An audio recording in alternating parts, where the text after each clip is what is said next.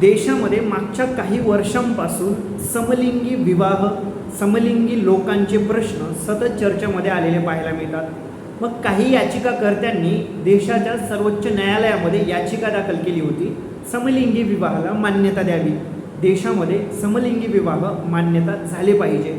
जगाच्या बाबतीत सांगायचं झालं तर अनेक राष्ट्रांमध्ये समलिंगी विवाहाला मान्यता आहे, तर काही राष्ट्रांमध्ये समलिंगी विवाह, समलिंगी संबंध हे गुन्हे म्हणून मानले जातात, तिथं गुन्हे म्हणून त्यांना शिक्षा देखील दिली जाते. मग भारतामध्ये देखील समलिंगी विवाहाला मान्यता द्यावी असं अनेक जणांचं याचिकाकर्त्यांचं म्हणणं होतं. यावर सुनावणी 20 मे रोजी संपन्न झाली, परंतु निकाल वाचन त्या दिवशी झालेलं नव्हतं. निकाल सर्वोच्च न्यायालयाने राखून ठेवला होता आणि त्यावर आता 17 ऑक्टोबरला काही महिने उलटून गेल्याच्या नंतर संपूर्ण न्यायालयासमोर 5 न्यायाधीशांच्या खंडपीठासमोर निकालाचं वाचन करण्यात आले, निकाल देण्यात आला आहे. तो निकाल नेमका काय आहे, या निकालात नेमकं काय म्हटलं गेले जाणून घेणार आहोत या व्हिडिओच्या माध्यमातून. नमस्कार, मी प्रथमेश आणि आपण सर्वजण पाहत आहात नवराष्ट्र. मंडळी, 2018मध्ये आपल्या देशामध्ये कलम 377 रद्द करण्यात आली. त्या कलमेनुसार समलिंगी जे लोक आहेत त्यांना एक चांगलं फ्रीडम मिळालं, स्वातंत्र्य मिळालं किंवा त्यांचे संबंध ते उघडपणे मान्य करू शकतील असं काहीसं चित्र निर्माण झालं. त्यानंतर मग समलिंगी विवाहाची मागणी आपल्या देशामध्ये व्हायला लागली. आफ्रिकन देशामध्ये विचार जर केला तर या समलिंगी विवाहाला किंवा समलिंगी संबंधांना गुन्हा मानला जातो. पाकिस्तानमध्ये त्यावर शिक्षा आहे.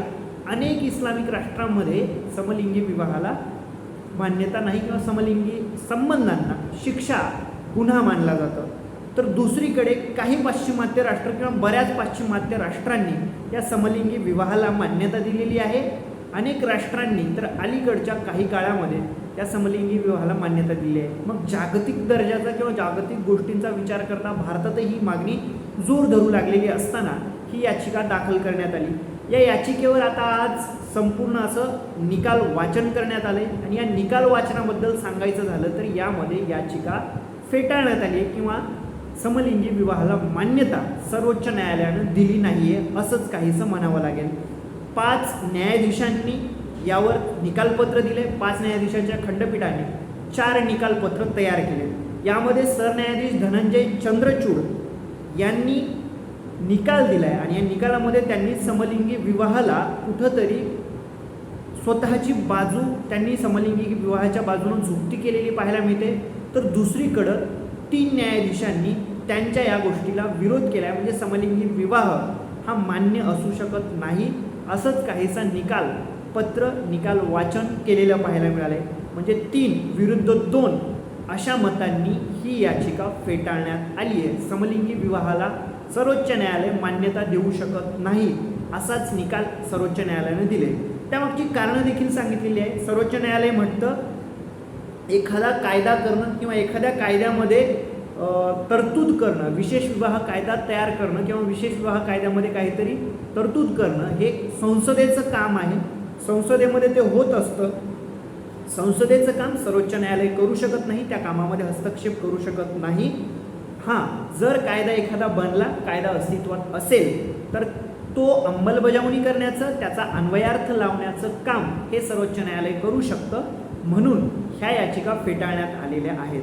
त्याचबरोबर समलिंगी जे लोक आहेत, समलिंगी जे जोडपे आहेत, यांचे अधिकार, यांचं जगणं समान आहे का, त्यांच्या जगण्याचा अधिकार त्यांना मिळतोय का, त्यांचा दर्जा जगण्याचा काय आहे, या सगळ्या गोष्टीवर एक केंद्रीय समिती नेमली जाईल, केंद्रीय समिती तयार केली जावी असं देखील या निकालामध्ये सरन्यायाधीश धनंजय चंद्रचूड आणि इतर न्यायाधीशांनी म्हटलेलं पाहायला मिळतंय.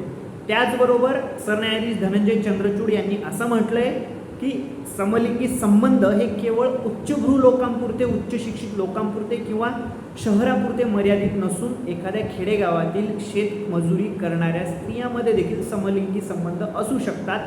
त्यामुळं आपण याला एवढं संकुचित दृष्टीने न पाहता व्यापक दृष्टीने पाहिलं पाहिजे असाच त्यांचा काहीसा रोख या निकाल वाचनावेळी पाहायला मिळाला.